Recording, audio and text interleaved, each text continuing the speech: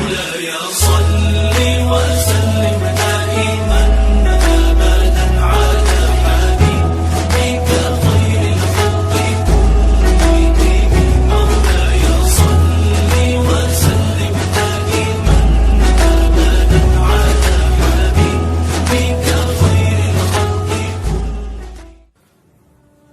میرے پیارے اسلام بھائیو، السلام علیکم ورحمۃ اللہ تعالی وبرکاتہ۔ جنگ بدر کے متعلق سماعت کریں۔ بسم اللہ الرحمن الرحیم۔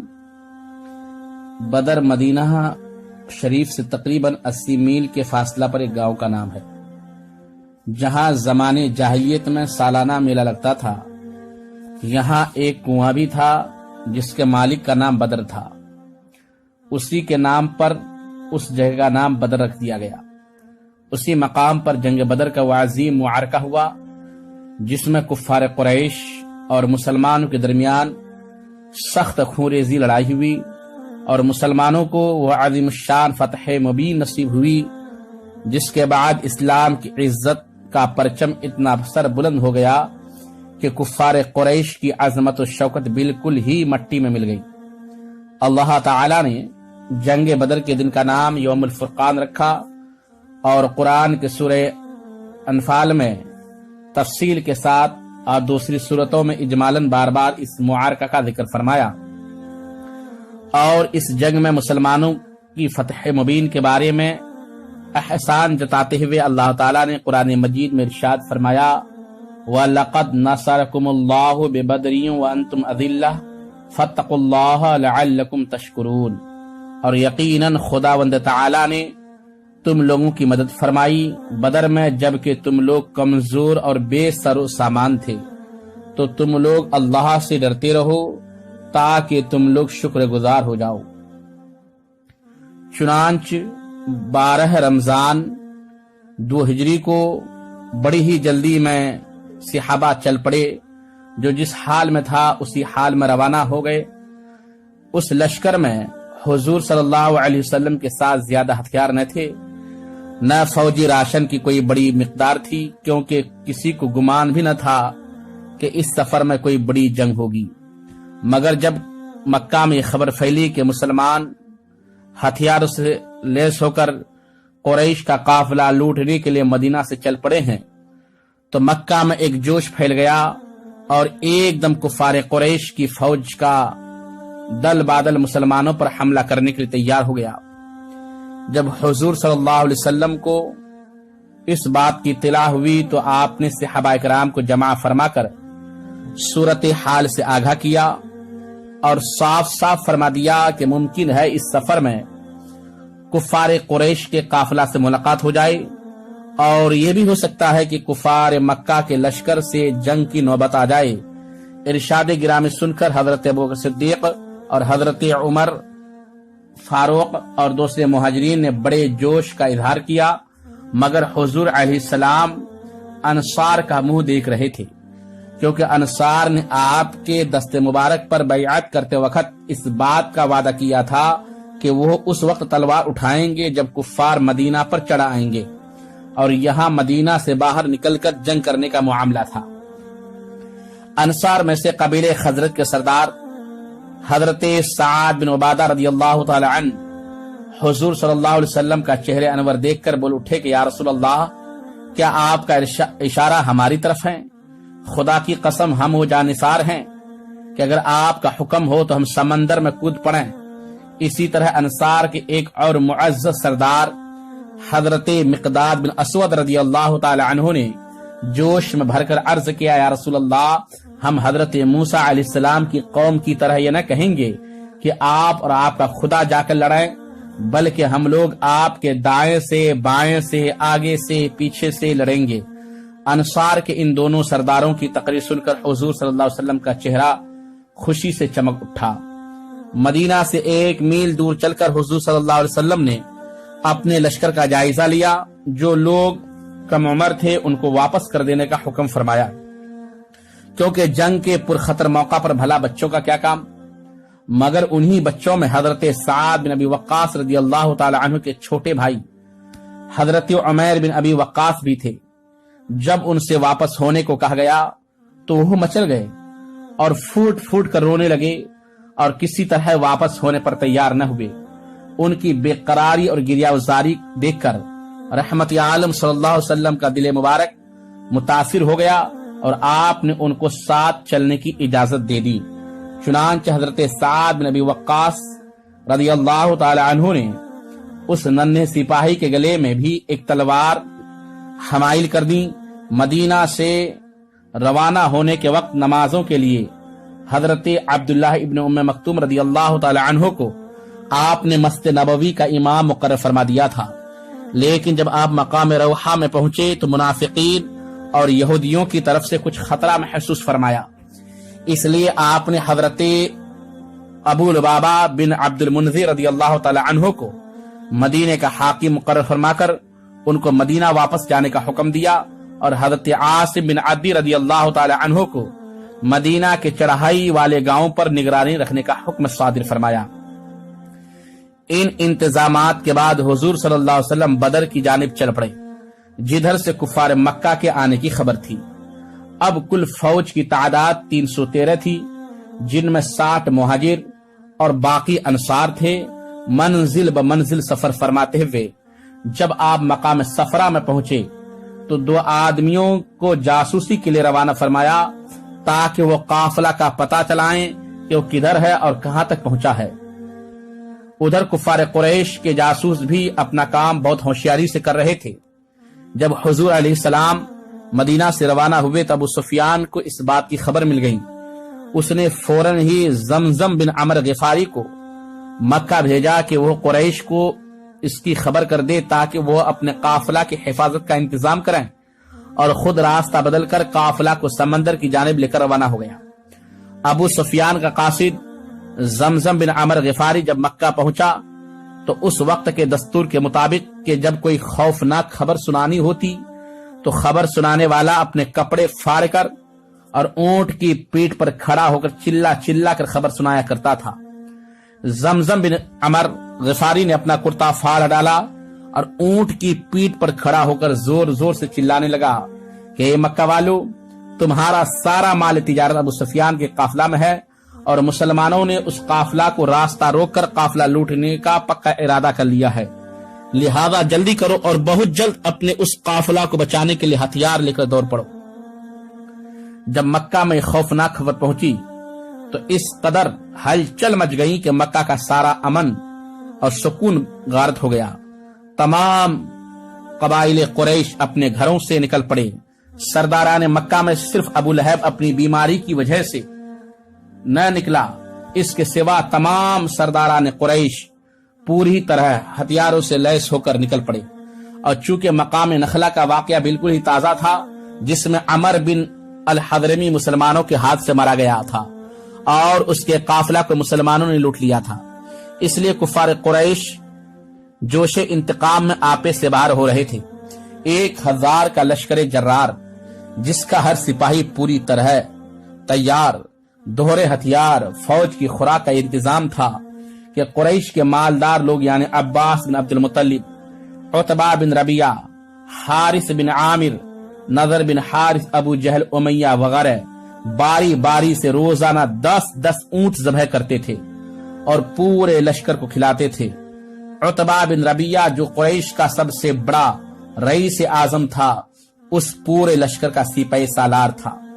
ابو سفیان جب عام راستہ سے مڑ کر سمندر کے کنارے راستے پر چل پڑا اور خطرہ کے مقامات سے بہت دور پہنچ گیا اور اس کو اپنی حفاظت کا پورا اطمینان ہو گیا تو اس نے قریش کو ایک تیز رفتار قاصد کے ذریعے خط بھیج دیا کہ تم لوگ اپنے مال اور آدمیوں کو بچانے کے لیے اپنے گھروں سے ہتھیار لے کر نکل پڑے تھے، اب تم لوگ اپنے اپنے گھروں کو واپس لوٹ جاؤ، کیونکہ ہم لوگ مسلمان ان کے یلغار اور لوٹ مار سے بچ گئے ہیں اور جان و مال کی سلامتی کے ساتھ ہم مکہ پہنچ رہے ہیں۔ ابو سفیان کا یہ خط کفار مکہ کو اس وقت ملا جب وہ مقام حجفہ میں تھے۔ خط پڑھ کر قبیلے بنو زہرہ اور قبیلے بنو عدی کے سرداروں نے کہا کہ اب مسلمانوں سے لڑنے کی کوئی ضرورت نہیں ہے، لہذا ہم لوگوں کو واپس لوٹ جانا چاہیے۔ یہ سن کر ابو جہل بگڑ گیا اور کہنے لگا ہم خدا کی قسم اسی شان کے ساتھ بدر تک جائیں گے वहां ऊंट ज़बह करेंगे, खूब खाएंगे, खिलाएंगे, शराब पिएंगे, नाच रंग की महफिलें जमाएंगे, ताकि तमाम कबाइल अरब पर हमारी अजमत और शौकत का सिक्का बैठ जाए और वो हमेशा हमसे डरते रहें। कुफार कुरैश ने अबू जहल की राय पर अमल किया, लेकिन बनो ज़हरा और बनो अद्दी के दोनों कबीले वापस लौट गए। उन दोनों कबीलों के सिवा बाकी कुफार कुरैश के तमाम कबीले जंग बदर में शामिल हुए। कुफार कुरैश चूंकि मुसलमानों से पहले बदर में पहुंच गए थे, इसलिए मुनासिब जगहों पर उन लोगों ने अपना कब्जा जमा लिया था। हुजूर सल्लल्लाहु अलैहि वसल्लम जब बदर के करीब पहुंचे तो शाम के वक्त हजरत अली, हजरत जुबैर, हजरत साद बिन अबी वक्कास को बदर की तरफ भेजा ताकि ये लोग कुफार कुरैश के बारे में खबर लाएं। उन हजरात ने कुरैश के 2 गुलामों को पकड़ लिया जो लश्करे कुफार के लिए पानी भरने पर मुकर्रर थे। हुजूर सल्लल्लाहु अलैहि वसल्लम ने उन दोनों गुलामों से पूछा कि बताओ उस कुरैशी फौज में कुरैश के सरदारों में से कौन कौन है। तो दोनों गुलामों ने बताया कि उतबा बिन रबिया, शैबा बिन रबिया, अबुल बख्तरी, हकीम बिन हिजाम, नौफल बिन खुलद, हारिस बिन आमिर, नजर बिन हारिस, जमा बिन असवद, अबू जहल बिन हिशाम, उमैया बिन खलफ, सोहेल बिन अमर, अमर बिन अब्द उद, अब्बास बिन अब्दुल मुत्तलिब वगैरह सब उस लश्कर में मौजूद है। यह फहरिस्त सुनकर हुजूर सल्लल्लाहु अलैहि वसल्लम अपने सहाबा की तरफ मुतवज्जह हुए और फरमाया कि मुसलमानों सुन लो, मक्का ने अपने जिगर के टुकड़ों को तुम्हारी तरफ डाल दिया है। हुजूर सल्लल्लाहु अलैहि वसल्लम ने जब बदर में तशरीफ लाए तो ऐसी जगह पर पड़ाव डाले जहां न कोई कुआं था न कोई चश्मा, और वहां की जमीन उतनी रेतीली थी कि घोड़े के पांव जमीन में धंसते थे। यह देखकर हज़रत हुबाब बिन मुंज़िर रज़ियल्लाहु ताला अन्हु ने अर्ज किया, या रसूल अल्लाह, आपने पड़ाव के लिए जिस जगह को मुंतखब फरमाया है यह वही की रूह से है या फौजी तदबीर से? हुजूर ने फरमाया इसके बारे में कोई वही नहीं उतरी है। हजरत हुबाब बिन मुंज़िर रज़ियल्लाहु ताला अन्हु ने कहा, फिर मेरी राय में जंगी तदाबीर की रूह से बेहतर यह है कि हम कुछ आगे बढ़कर पानी के चश्मों पर कब्जा कर लें ताकि कुफ्फार जिन कुओं पर काबिज हैं वो बेकार हो जाएं, क्योंकि उन्हीं चश्मों से उनके कुओं में पानी जाता है। हुजूर सल्लल्लाहु अलैहि वसल्लम ने उनकी राय को पसंद फरमाया और उसी पर अमल किया गया। खुदा की शान के बारिश भी हो गई जिससे मैदान के गिर्द रेत जम गई, जिस पर मुसलमानों के लिए चलना फिरना आसान हो गया, और कुफ्फार की जमीन पर कीचड़ हो गई जिससे उनको चलने फिरने में दुश्वारी हो गई। और मुसलमानों ने बारिश का पानी रोककर जाबजा हौज बना लिए ताकि ये पानी गुस्ल और वजू के काम आए। इसी एहसान को अल्लाह ताला ने कुरान मजीद में इस तरह बयान फरमाया है कि वयुनज़्ज़िलु अलैकुम मिनस समाई माअन लियत्तहिरकुम बिही, और खुदा ने आसमान से पानी बरसा दिया ताकि वो तुम लोगों को पाक करे। 17 रमजान 2 हिजरी जुमा की रात है। तमाम फौज तो आराम चैन की नींद सो रही थी, मगर एक सरवरे कायनात की जात थी जो सारी रात खुदावंद आलम से लौ लगाए दुआ में मसरूफ थी। सुबह नमुदार हुई तो आपने लोगों को नमाज के लिए बेदार फरमाया। फिर नमाज के बाद कुरान की आयात जिहाद सुनाकर ऐसा लर्ज़खेज और वलुलांगेज वाज फरमाया कि मुजाहिदीन इस्लाम की रगों के खून का कतरा कतरा जोश खुरश का समंदर बनकर तूफानी मौजें मारने लगा और लोग मैदान जंग के लिए तैयार हो गए। रात ही में चंद जानिसारों के साथ आपने मैदान जंग का मुआयना फरमाया। उस वक्त दस्ते मुबारक में एक छड़ी थी। आप उसी छड़ी से जमीन पर लकीर बनाते थे और ये फरमाते जाते थे कि यहाँ फला काफिर कत्ल होगा और कल यहाँ फला काफिर की लाश पड़ी हुई मिलेगी। चुनाच ऐसा ही हुआ। आपने जिस जगह जिस काफिर की कत्ल गाह बताई थी उस काफिर की लाश ठीक उसी जगह पाई गई। उनमें से किसी एक ने लकीर से बाल बराबर भी तजाउज नहीं किया। इस हदीस से साफ और सरीही तौर पर यह मसला साबित हो गया कि कौन कब और कहां मरेगा, ये दोनों गैब की बातों का इल्म अल्लाह ने अपने हबीब सल्लल्लाहु अलैहि वसल्लम को अता फरमा दिया था। कुफ्फार कुरैश लड़ने के लिए बेताब थे, मगर उन लोगों में कुछ सुलझे दिलो दिमाग के लोग भी थे। जो खूरेजी को पसंद नहीं करते थे। चुनांचे हकीम बिन हिजाम जो बाद को मुसलमान हो गए बहुत ही संजीदा और नरम खू थे। उन्होंने अपने लश्कर के सीपे सालात उतबा बिन रबिया से कहा, आखिर इस खून रेजी से क्या फायदा? मैं आपको एक निहायत ही मुखलिसाना मशवरा देता हूँ, वो यह कि कुरैश का जो कुछ मुतालबा है वो अमर बिन हजरमी का खून है और वो आपका हलीफ है। आप उसका खून बहा अदा कर दीजिए, इस तरह लड़ाई टल जाएगी और आज का दिन आपकी तारीख जिंदगी में आपकी नेकनामी की यादगार बन जाएगा कि आपके तदब्बुर से एक बहुत ही खौफनाक और खून रेज लड़ाई टल गई। उतबा बजाते खुद बहुत ही मुदब्बिर और नेक नफ्स आदमी था। उसने बखुशी इस मुखलिसाना मशवरा को कबूल कर लिया, मगर इस मामला में अबू जहल की मंजूरी भी जरूरी थी। चुनांच हकीम बिन हिजाम जब उतबा बिन रबिया का ये पैगाम अबू जहल के पास पहुंचाए तो अबू जहल की रगे जहालत भड़क उठी और उसने एक खून खौला देने वाला ताना मारा और कहा कि हाँ, मैं खूब समझता हूं कि उतबा की हिम्मत ने जवाब दे दिया। चूंकि उसका बेटा हुज़ैफा मुसलमान होकर इस्लामी लश्कर के साथ आया है, इसलिए वो जंग से जी चुराता है ताकि उसके बेटे पर आंच न आए। फिर अबू जहल ने इसी पर बस नहीं किया, बल्कि अमर बिन हजरमी मकतूल के भाई आमिर बिन हजरमी को बुलाकर कहा, देखो तुम्हारे मकतूल भाई अमर बिन हजरमी के खून का बदला लेने की सारी स्कीम तहस नहस होती जा रही है, क्योंकि हमारे लश्कर का सिपह सालार उतबा बुज़दिली जाहिर कर रहा है। ये सुनते आमिर बिन हजरमी ने अरब के दस्तूर के मुताबिक अपने कपड़े फाड़ डाले और अपने सर पर धूल डालते हुए वह अमराहू का नारा मारना शुरू कर दिया। इस कार्रवाई ने कुफार कुरैश की तमाम फौज में आग लगा दी और सारा लश्कर खून का बदला खून के नारों से गूंजने लगा और हर सिपाही जोश में आपे से बाहर होकर जंग के लिए बेताब और बेकरार हो गया। उतबा ने जब अबू जहल का ताना सुना तो वो भी गुस्सा में भर गया और कहा कि अबू जहल से कह दो मैदान जंग बताएगा कि बुज़दिल कौन है।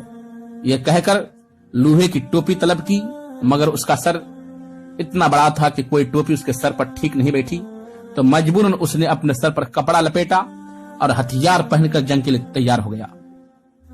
17 रमजान 2 हिजरी जुमा के दिन हुजूर अलैहिस्सलाम ने मुजाहिदीन इस्लाम को सफबंदी का हुक्म दिया।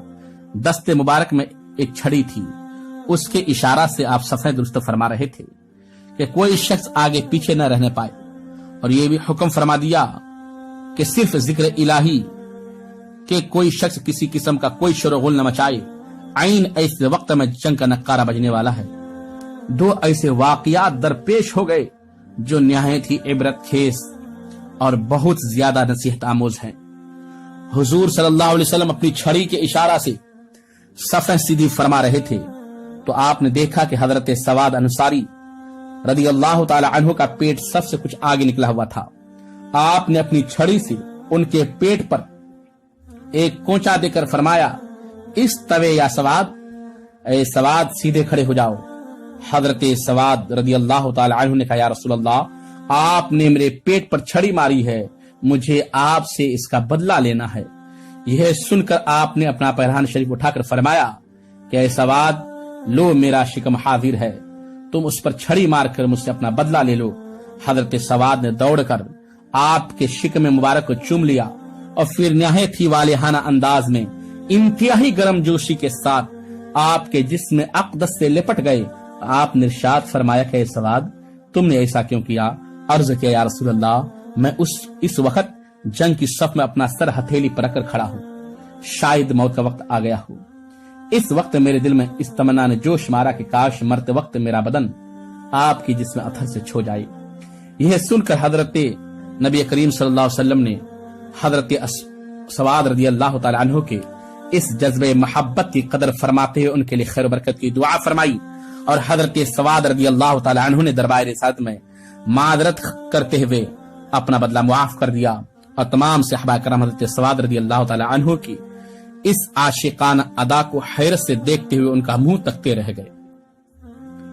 इत्तिफाक से हजरत हुज़ैफा बिन अल-यमान और हजरत अबू उसैद रदी अल्लाह ताला अन्हुमा ये दोनों सहाबी कहीं से आ रहे थे। रास्ते में कुफ्फार ने इन दोनों को रोका कि तुम दोनों बदर के मैदान में मोहम्मद सल्लल्लाहु अलैहि वसल्लम की मदद करने के लिए जा रहे हो। उन दोनों ने इनकार किया और जंग में शरीक न होने का वादा किया। चुनांचे कुफ्फार ने उन दोनों को छोड़ दिया। जब ये दोनों बारगाह रिसालत में हाजिर हुए और अपना वाकया बयान किया तो हुजूर ने उन दोनों को लड़ाई की सफों से अलग कर दिया और इरशाद फरमाया कि हम हर हाल में अहद की पाबंदी करेंगे, हमको सिर्फ खुदा की मदद दरकार है। सामईन इकराम, गौर कीजिए, दुनिया जानती है कि जंग के मौके पर, खुसूसन ऐसी सूरत में जबकि दुश्मनों के अजीम शान लश्कर का मुकाबला हो, एक एक सिपाही कितना कीमती होता है, मगर ताजदार दो आलम ने अपनी कमजोर फौज को दो बहादुर और जाबाज मुजाहिदों से महरूम रखना पसंद फरमाया। मगर कोई मुसलमान किसी काफिर से भी बदअहदी और वादा खिलाफी करे, इसको गवारा नहीं फरमाया। अल्लाह अकबर। ऐ दुनिया के बादशाहो, लिल्लाह मुझे बताओ, क्या तुम्हारी तारीख जिंदगी के बड़े बड़े दफ्तरों में कोई ऐसा चमकता हुआ वर्क भी है? ऐ चांद सूरज की दूरबीन निगाहो, तुम खुदा के लिए बताओ, क्या तुम्हारी आंखों ने भी कभी सफ़हे हस्ती पर पाबंदी अहद की कोई ऐसी शान देखी है? खुदा की कसम, मुझे यकीन है तुम इसके जवाब में नहीं के सिवा कुछ भी नहीं कह सकते हो।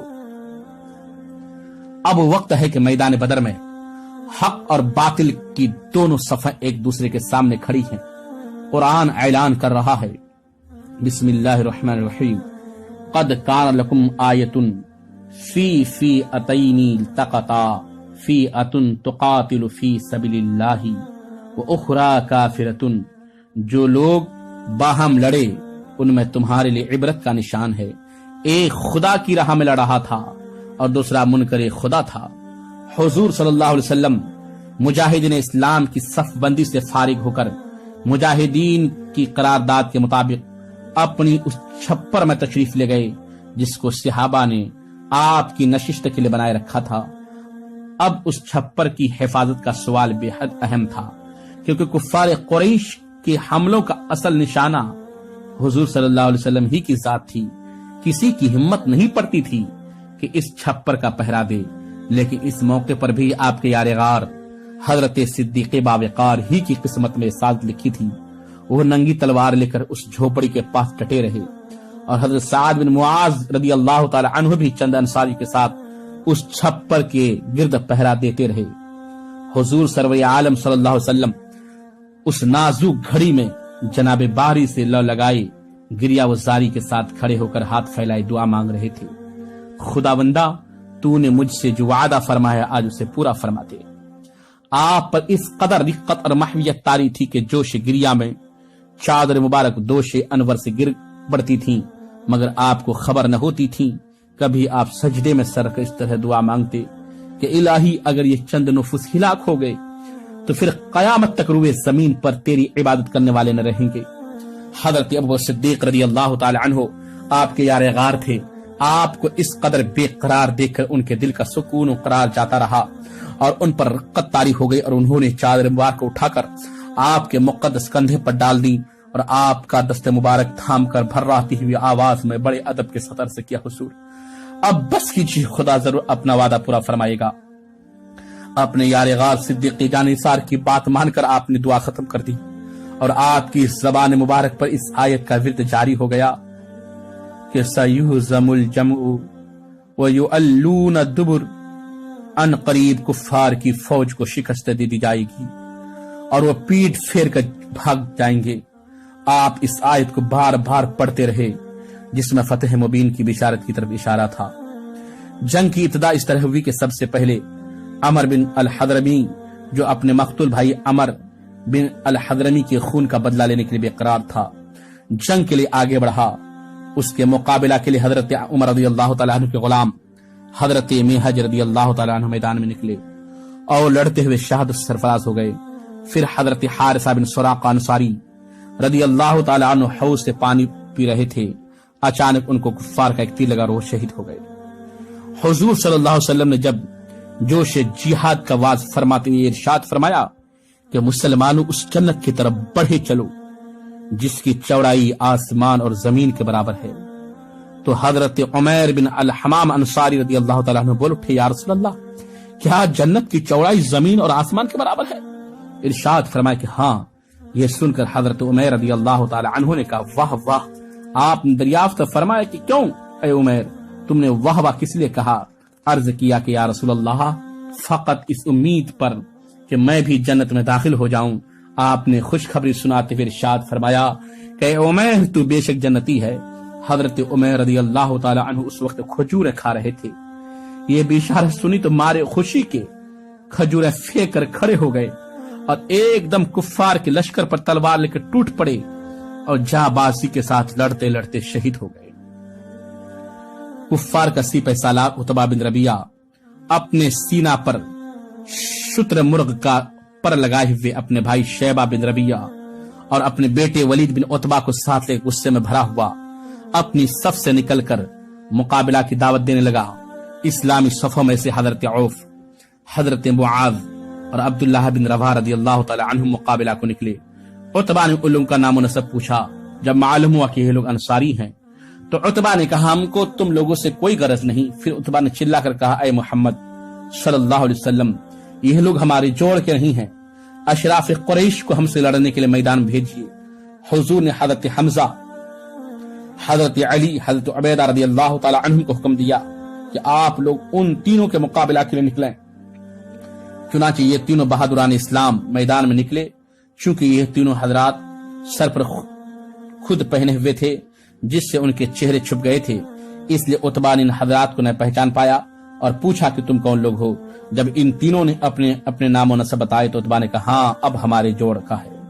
جب ان لوگوں میں جنگ شروع ہوئی تو حضرت حمزہ، حضرت علی، حضرت عبیدہ رضی اللہ عنہم نے اپنے ایمانی شجاعت کا ایسا مظاہرہ کیا کہ بدر کی زمین دہل گئی اور کفار کے دل تھرا گئے، اور ان کی جنگ کا انجام یہ ہوا کہ حضرت حمزہ نے عتبہ کا مقابلہ کیا۔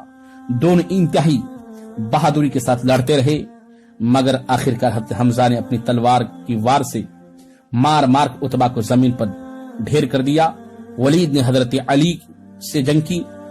دونوں نے ایک دوسرے پر بڑھ بڑھ کر قاتلانہ حملہ کیا اور خوب لڑے، لیکن جب اسد اللہ الغالب کی ذوالفقار نے ولید کو مار گرایا اور وہ ذلت کے ساتھ قتل ہو گیا، مگر عتبہ کے بھائی شیبہ نے حضرت عبیدہ رضی اللہ تعالی عنہ کو اس طرح زخمی کر دیا کہ وہ زخموں کی تاب نے لا کر زمین پر بیٹھ گئے۔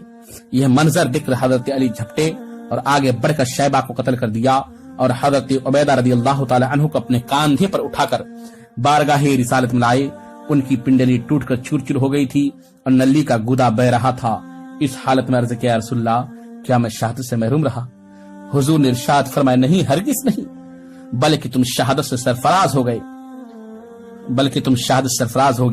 حضرت عبیدہ رضی اللہ تعالی عنہ نے کہا یا رسول اللہ اگر آج میرے اور آپ کے چچا ابو طالب زندہ ہوتے تو ہم مان لیتے کہ ان کے اس شعر کا مصداق میں ہوں، وَنُسْلِمُهُ حَتَّى نُصَرْعَ حَوْلَهُ وَنَذْهَلُ عَنْ أَبْنَائِنَا وَالْحَلَائِلِ، یعنی ہم محمد صلی اللہ علیہ وسلم کو اس وقت دشمنوں کے حوالے کریں گے جب ہم ان کے گرد لڑ لڑ کر پچھاڑ دیے جائیں گے اور ہم اپنے بیٹوں اور بیویوں کو بھول جائیں گے۔ اس کے بعد سعید بن عاص کا بیٹا عبید سر سے پاؤں تک لوہے کے لباس اور ہتھیاروں سے چھپا ہوا صف سے باہر نکلا، یہ کہہ کر اسلامی لشکر کو للکارنے لگا کہ میں ابو قریش ہوں۔ اس کی یہ مغرورانہ للکار سن کر حضور صلی اللہ علیہ وسلم کے پھوپھی زاد بھائی حضرت زبیر بن عوام جوش میں بھرے ہوئے اپنی برچھی لے کر مقابلہ کے لیے نکلے، مگر یہ دیکھا کہ اس کی دونوں آنکھوں کے سوا اس کے بدن کا کوئی حصہ بھی ایسا نہیں جو لوہے سے چھپا ہوا نہ ہو۔ حضرت زبیر نے تاک کر اس کی آنکھ میں اس زور سے برچھی ماری کہ وہ زمین پر گرا اور مر گیا۔ برچھی اس کی آنکھ کو چھیدتی ہوئی کھوپڑی کی ہڈی میں چپ رہی تھی۔ حضرت زبیر نے جب اس کی لاش پر پاؤں رکھ کر پوری طاقت کے ساتھ کھینچا تو بڑی مشکل سے برچھی نکلی، لیکن اس کا سرا مڑ کر خم ہو گیا۔ یہ برچھی ایک تاریخی یادگار بن کر برسوں تبرک بنی رہی۔ حضور نے حضرت زبیر سے یہ برچھی طلب فرما لی اور اس کو ہمیشہ اپنے پاس رکھا۔ پھر حضور صلی اللہ علیہ وسلم کے بعد چاروں خلفاء راشدین کے پاس منتقل ہوتی رہیں۔ پھر حضرت زبیر رضی اللہ تعالیٰ عنہ کے لڑکے حضرت عبداللہ ابن زبیر کے پاس آئی، یہاں تک کہ 73 ہجری میں جب بنو امیہ کے ظالم گورنر حجاج بن یوسف ثقفی نے ان کو شہید کر دیا تو یہ برچھی بنو امیہ کے قبضے میں چلی گئی، پھر اس کے بعد لاپتہ ہو گئی۔ حضرت عبد الرحمن بن عوف رضی اللہ تعالی عنہ کا بیان ہے کہ میں صف میں کھڑا تھا اور میرے دائیں بائیں 2 نوعمر لڑکے کھڑے تھے۔ ایک نے چپکے سے پوچھا، چاچا جان کیا ابو جہل کو پہچانتے ہیں؟ میں نے اس سے کہا، کیوں بھتیجے، تم کو ابو جہل سے کیا کام ہے؟ اس نے کہا، چاچا جان میں نے خدا سے عہد کیا ہے کہ میں ابو جہل کو جہاں دیکھ لوں گا یا تو اس کو قتل کر دوں گا یا خود لڑتا ہوا مارا جاؤں گا، کیونکہ وہ اللہ کے رسول کا بہت ہی بڑا دشمن ہے۔ حضرت عبد الرحمن کہتے ہیں، میں حیرت سے اس نوجوان کا منہ تک رہا تھا کہ دوسرے نوجوان نے بھی مجھ سے یہی کہا۔ اتنے میں ابو جہل تلوار گھماتا ہوا سامنے آ گیا اور میں نے اشارہ سے بتا دیا کہ ابو جہل یہی ہے۔ بس پھر کیا تھا، یہ دونوں لڑکے تلواریں لے کر اس پر اس طرح جھپٹے جس طرح باز اپنے شکار پر جھپٹتا ہے۔ دونوں نے اپنے تلواروں سے مار کر ابو جہل کو ڈھیر کر دیا۔ یہ دونوں لڑکے حضرت معوذ اور معاذ رضی اللہ تعالی عنہما تھے، جو افرا کے بیٹے تھے۔ ابو جہل کے بیٹے اکرما نے اپنے باپ کے قاتل حضرت معاذ پر حملہ کر دیا اور پیچھے سے ان کے بائیں شانے پر تلوار ماری، جس سے ان کا بازو کٹ گیا، لیکن تھوڑا سا چمڑا باقی رہ گیا تھا اور ہاتھ لٹکنے لگا۔ حضرت معاذ نے اکرما کا پیچھا کیا اور دور تک دوڑایا، مگر اکرما بھاگ کر بچ نکلا۔ حضرت معاذ اس حالت میں بھی لڑتے رہے، لیکن کٹے ہوئے ہاتھ کے لٹکنے سے زحمت ہو رہی تھی، تو انہوں نے اپنے کٹے ہوئے ہاتھوں کو پاؤں سے دبا کر اس زور سے کھینچا کہ تسمہ الگ ہو گیا اور پھر وہ آزاد ہو کر ایک ہاتھ سے لڑتے رہے۔ حضرت عبداللہ بن مسعود رضی اللہ تعالی عنہ ابو جہل کے پاس سے گزرے۔ اس وقت ابو جہل میں کچھ زندگی کی رمق باقی تھی، تو حضرت عبداللہ بن مسعود نے اس کی گردن کو اپنے پاؤں سے روند کر فرمایا کہ تو ہی ابو جہل ہے، بتا آج تجھے اللہ نے کیسا رسوا کیا۔ ابو جہل نے اس حالت میں بھی گھمنڈ کے ساتھ یہ کہا کہ تمہارے لیے کوئی بڑا کارنامہ نہیں ہے، میرا قتل ہو جانا اس سے زیادہ نہیں کہ ایک آدمی کو اس کی قوم نے قتل کر دیا۔ ہاں مجھے اس کا افسوس ہے کہ کاش مجھے کسانوں کے سوا کوئی دوسرا شخص قتل کرتا۔ حضرت معوذ حضرت معاذ چونکہ یہ دونوں انصاری تھے اور انصاری کھیتی باڑی کا کام کرتے تھے اور قبیلے قریش کے لوگ کسانوں کو بڑی حقارت کی نظر سے دیکھا کرتے تھے، اس لیے ابو جہل نے کسانوں کے ہاتھوں سے قتل ہونے کو اپنے لیے قابل افسوس بتایا۔ جنگ ختم ہو جانے کے بعد حضور صلی اللہ علیہ وسلم حضرت عبداللہ بن مسعود کو ساتھ لے کر جب ابو جہل کی لاش کے پاس گزرے تو لاش کی طرف اشارہ کر کے فرمایا کہ ابو جہل اس زمانے کا فرعون ہے۔ پھر عبداللہ بن مسعود نے ابو جہل کا سر کاٹ کر تاجدار دو عالم صلی اللہ علیہ وسلم کے قدموں پر ڈال دیا۔ حضور صلی اللہ علیہ وسلم نے جنگ شروع ہونے سے پہلے ہی فرما دیا تھا کہ کچھ لوگ کفار قریش کے لشکر میں ایسے بھی ہیں جن کو کفار مکہ دباؤ ڈال کر لائے ہیں، ایسے لوگوں کو قتل نہیں کرنا چاہیے۔ ان لوگوں کے نام بھی حضور صلی اللہ علیہ وسلم نے بتا دیے تھے۔ انہی لوگوں میں سے ابو البختری بھی تھا، جو اپنی خوشی سے مسلمانوں سے لڑنے کے لیے نہیں آیا تھا، بلکہ کفار قریش اس پر دباؤ ڈال کر زبردستی کر کے لائے تھے۔ عین جنگ کی حالت میں حضرت مجزر بن زیاد رضی اللہ تعالی عنہ کی نظر ابو البختری پر پڑی، جو اپنے ایک گہرے دوست جنادہ بن ملیحہ کے ساتھ گھوڑے پر سوار تھا۔ حضرت مجزر رضی اللہ تعالی عنہ نے فرمایا کہ اے ابو البختری، چونکہ حضور صلی اللہ علیہ وسلم نے ہم لوگوں کو تیرے قتل سے منع فرمایا ہے، اس لیے میں تجھ کو چھوڑ دیتا ہوں۔ ابو البختری نے کہا کہ میرے ساتھی جنادہ کے بارے میں تم کیا کہتے ہو؟ تو حضرت مجزر رضی اللہ تعالی عنہ نے صاف صاف کہہ دیا، اس کو ہم زندہ نہیں چھوڑ سکتے۔ یہ سن کر ابو البختری طیش میں آیا اور کہا کہ میں عرب کی عورتوں کا یہ طعنہ سننا پسند نہیں کر سکتا کہ ابو البختری اپنی جان بچانے کے لیے اپنے ساتھی کو تنہا چھوڑ دے۔ یہ کہہ کر ابو البختری نے شعر پڑھا، جس کا معنی یہ ہے ایک شریف زادہ اپنے ساتھی کو کبھی ہرگز نہیں چھوڑ سکتا جب تک کہ مر نہ جائے یا اپنا راستہ نہ دیکھ لے۔ امیہ بن خلف بہت ہی بڑا دشمن رسول تھا۔ جنگ بدر میں جب کفر اسلام کے دونوں لشکر گتھم گتھا ہو گئی تو امیہ اپنے پرانے تعلقات کی بنا پر حضرت عبد الرحمن بن عوف سے چمٹ گیا کہ میری جان بچائیے۔ حضرت عبد الرحمن بن عوف کو رحم آ گیا اور آپ نے چاہا کہ امیہ بچ کر نکل جائیں، مگر حضرت بلال نے امیہ کو دیکھ لیا۔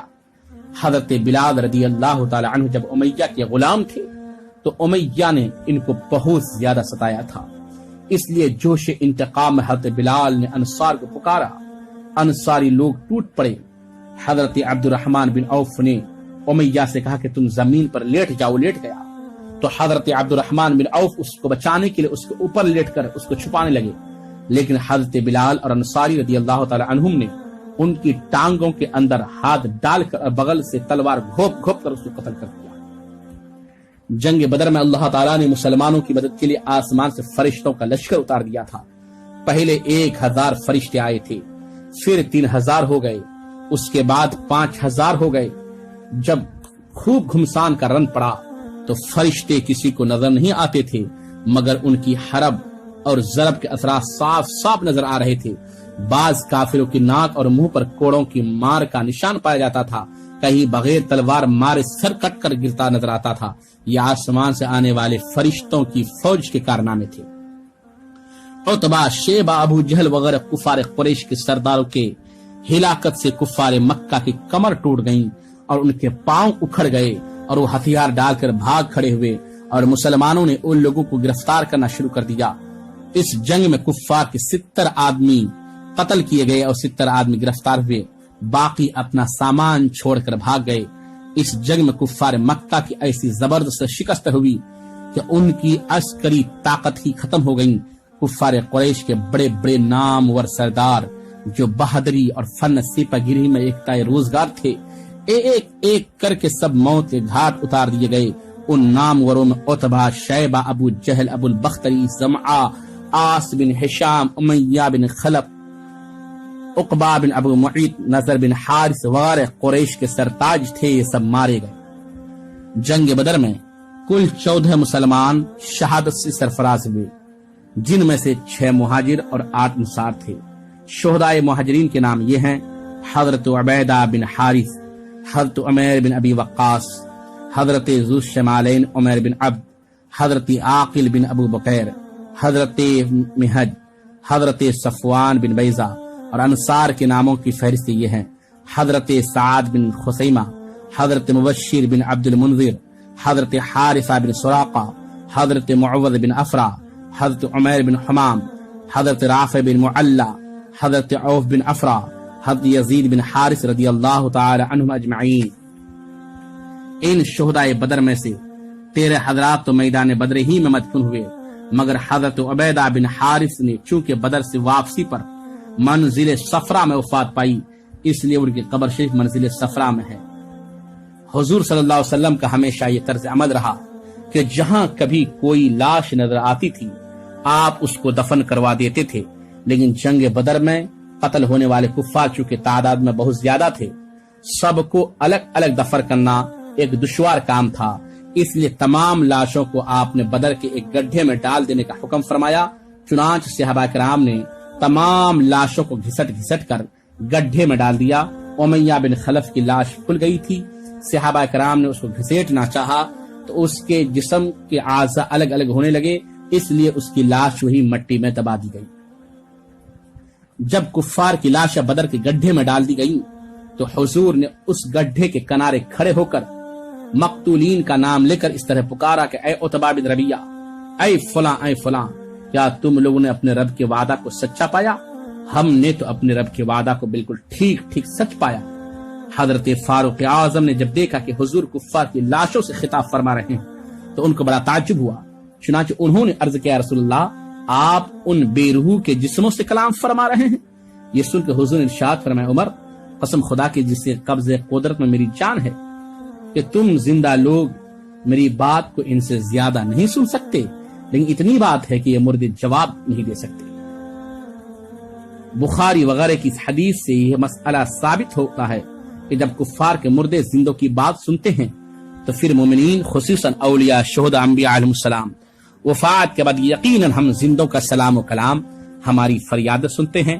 اور حضور نے جب کفار کی مردہ لاشوں کو پکارا تو پھر خدا کے برگزیدہ بندوں یعنی ولیوں، شہیدوں، نبیوں کو ان کی وفات کے بعد پکارنا بھلا کیوں ناجائز درست ہوگا؟ اس لیے تو حضور صلی اللہ علیہ وسلم جب مدینہ کے قبرستان تشریف لے جاتے تو قبروں کی طرف اپنا رخ انور کر کے یوں فرماتے، السلام علیکم یا اہل القبور، یغفر اللہ لنا ولکم انتم سلفنا ونحن بالاثر، یعنی اے قبر والو تم پر سلام ہو، خدا ہماری اور تمہاری مغفرت فرمائے، تم لوگ ہم سے پہلے چلے گئے اور ہم تمہارے بعد آنے والے ہیں۔ اور حضور صلی اللہ علیہ وسلم نے اپنی امت کو بھی یہی حکم دیا اور صحابہ کرام کو اس کی تعلیم دیتے تھے کہ جب تم لوگ قبروں کی زیارت کر جاؤ تو السلام علیکم اہل الدیار من المؤمنین والمسلمین وإنا ان شاء اللہ بکم للاحقون نسأل اللہ لنا ولکم العافیہ۔ ان حدیثوں سے ظاہر ہے کہ مردے زندوں کا سلام و کلام سنتے ہیں، ورنہ ظاہر ہے جو لوگ سنتے ہی نہیں ان کو سلام کرنے سے کیا حاصل۔ فتح کے بعد 3 دن تک حضور بدر میں قیام فرمائے، پھر تمام غنیمت کے مال اور کفار قیدیوں کو ساتھ لے کر روانہ ہوئے۔ جب وادی صفرا میں پہنچے تو غنیمت کے مال کو مجاہدین کے درمیان تقسیم فرمایا۔ حضرت عثمان غنی رضی اللہ تعالیٰ عنہ کی زوج محترمہ حضرت بی بی رقیہ رضی اللہ تعالیٰ عنہ جو حضور کی صاحبزادی تھیں، جنگ بدر کے موقع پر بیمار تھیں، اس لیے حضور نے حضرت عثمان غنی رضی اللہ تعالیٰ عنہ کو تیمارداری کے لیے مدینہ میں رہنے کا حکم دے دیا تھا، اس لیے وہ جنگ بدر میں شامل نہ ہو سکے، مگر حضور صلی اللہ علیہ وسلم نے مال غنیمت میں سے ان کو مجاہدین بدر کے برابر ہی حصہ دیا اور ان کے برابر ہی اجر و ثواب کی بشارت بھی دی، اس لیے حضرت عثمان غنی رضی اللہ تعالیٰ عنہ کو بھی اصحاب بدر کی فہرست میں شمار کیا جاتا ہے۔ حضور صلی اللہ علیہ وسلم نے فتح کے بعد حضرت زید بن حارثہ کو فتح مبین کی خوشخبری سنانے کے لیے مدینہ بھیج دیا تھا، چنانچہ حضرت زید بن حارثہ نے یہ خوشخبری جب مدینہ پہنچائے تو تمام اہل مدینہ جوش مسرت کے ساتھ حضور کی آمد کے انتظار میں بے قرار رہنے لگے، اور جب تشریف آوری کی خبر پہنچی تو مدینہ والے نے آگے بڑھ کر مقام روحہ میں آپ کا پرجوش استقبال کیا۔ کفار مکہ جب اسیران جنگ بن کر مدینہ آئے تو ان کو دیکھنے کے لیے بہت بڑا مجمع اکٹھا ہو گیا، اور لوگ ان کو دیکھ کر کچھ نہ کچھ بولتے رہے۔ جب حضور کی زوج محترمہ حضرت بی بی سودا رضی اللہ تعالیٰ عنہ ان قیدیوں کو دیکھنے کے لیے تشریف لائی اور دیکھا کہ ان قیدیوں میں ان کے ایک قریبی رشتہ دار سہیل بھی ہیں، تو بے ساختہ بولو، ٹھیک ہے سہیل، تم نے بھی عورتوں کی طرح بیڑیاں پہن لی، تم سے یہ نہ ہو سکا کہ بہادر مردوں کی طرح لڑتے ہوئے قتل ہو جاتے۔ ان قیدیوں کو حضور صلی اللہ علیہ وسلم نے صحابہ میں تقسیم فرما دیا اور یہ حکم دیا کہ ان قیدیوں کو آرام کے ساتھ رکھا جائے، چنانچہ 2-2 4-4 قیدی صحابہ کے گھروں میں رہنے لگے، اور صحابہ نے ان لوگوں کے ساتھ یہ حسن سلوک کیا کہ ان لوگوں کو گوشت، روٹی وغیرہ حسب مقدور بہترین کھانا کھلاتے تھے اور خود کھجوریں کھا کر رہ جاتے تھے۔ قیدیوں میں حضور صلی اللہ علیہ وسلم کے چچا حضرت عباس کے بدن پر کرتا نہیں تھا، لیکن وہ اتنے لمبے قد کے آدمی تھے کہ کسی کا کرتا ان کے بدن پر ٹھیک نہیں اترتا تھا۔ عبداللہ بن ابی جو منافقین کا سردار تھا، چونکہ قد میں ان کے برابر تھا، اس لیے اس نے اپنا کرتا ان کو پہنا دیا۔ بخاری شریف کی روایت میں ہے کہ حضور صلی اللہ علیہ وسلم نے عبداللہ بن ابی کے کفن کے لیے جو اپنا پیرہن شریف عطا فرمایا تھا وہ اسی احسان کا بدلہ تھا۔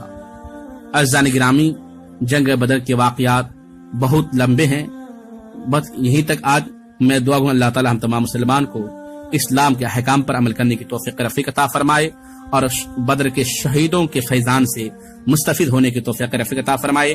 السلام علیکم ورحمۃ اللہ وبرکاتہ۔